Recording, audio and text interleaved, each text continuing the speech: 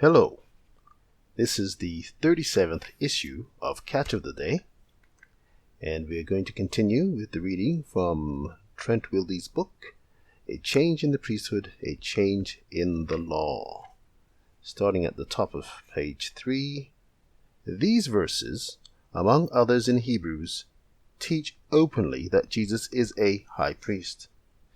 This idea is known well among some Christian denominations.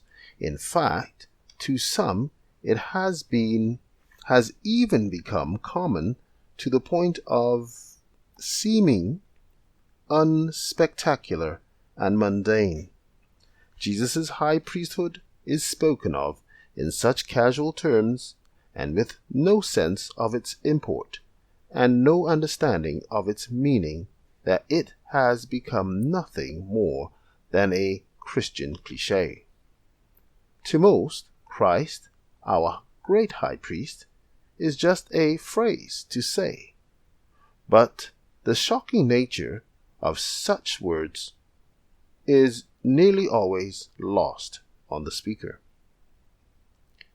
In order to understand how radical the claim that Jesus is a high priest truly is, we must consider Hebrews in its own context.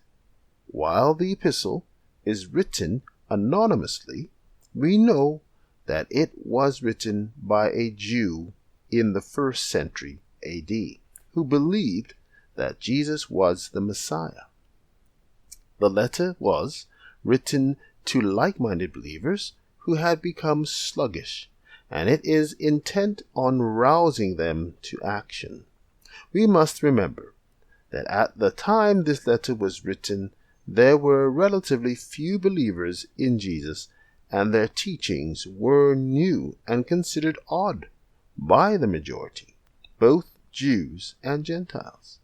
If any ordinary Jew had come across this epistle to the Hebrews in the 1st century, what would be his first impressions? In order to understand this, we must consider some of the things he would undoubtedly have floating around in his head. Surely, among these items would be the stories of Moses, contained in the first 5 books of the Bible.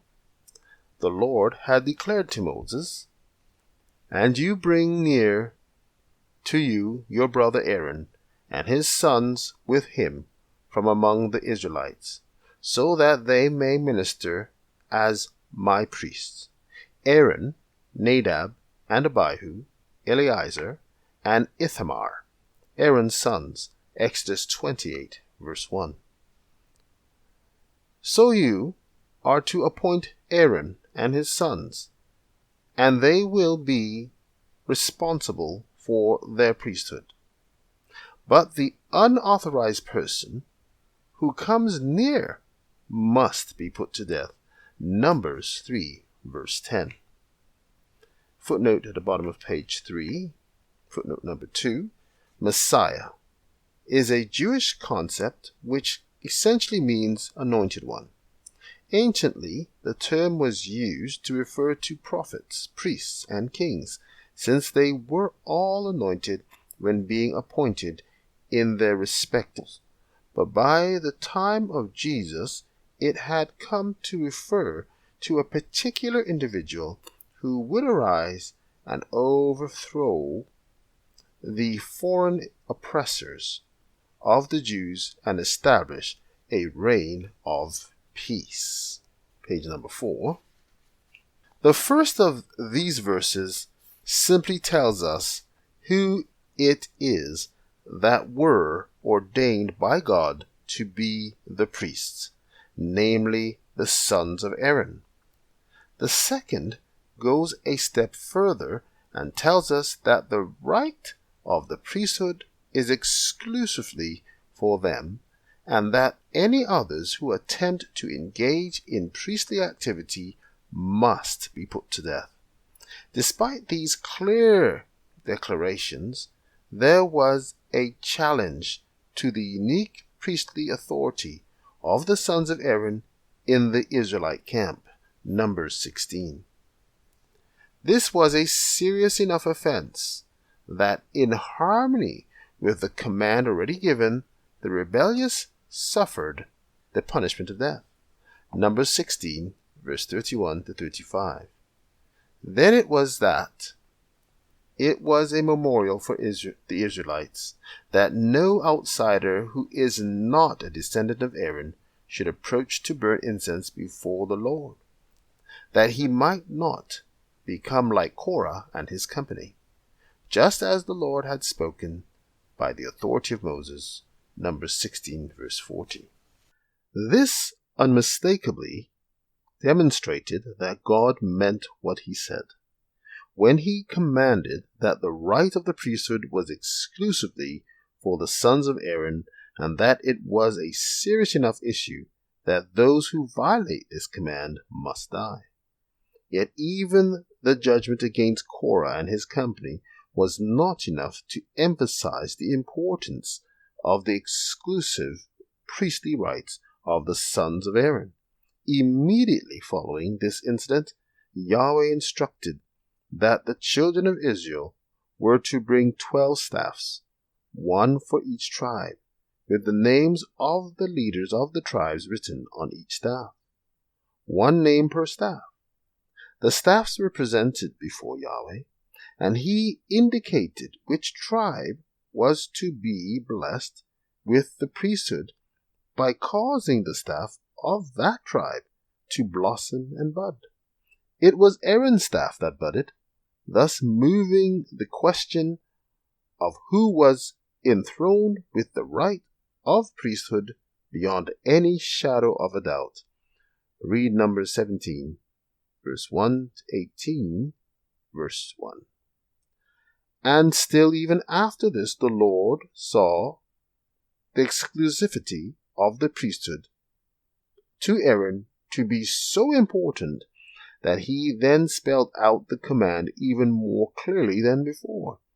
In fact, the law is so strict on this point that not even the other Levites could engage in priestly activity on pain of death. Numbers 18, 1 to 3. This privilege was exclusively granted to the sons of Aaron. With all this in view, how do you suppose any Jew would react to the epistle of the Hebrews when reading statements like, Jesus, our great high priest, knowing that he was not of the sons of Aaron? How could his reaction be anything else but to immediately view Christ as a usurper of Aaron's authority, a rebel like Korah, Dathan, and Abiram, and one who defiantly claimed authority even above and against God? Page 5. And to all initial appearances, that would seem to be the case, would it not? It is worth taking a few moments to settle into the weight of this reality. This is how a Jew, whether ancient or modern, could and likely would view this scenario. On one hand, you have the law, which rests on the authority of God. It repeatedly and emphatically declares in unmistakable language that the sons of Aaron, and only the sons of Aaron, are given the right of priesthood, and that anyone else who tries to be a priest ought to be punished with death. Then comes along Hebrews, nonchalantly stating that Jesus, who was not a descendant of Aaron, is the new high priest. What more blatant a contradiction could one possibly find? Thank you for listening. Good day.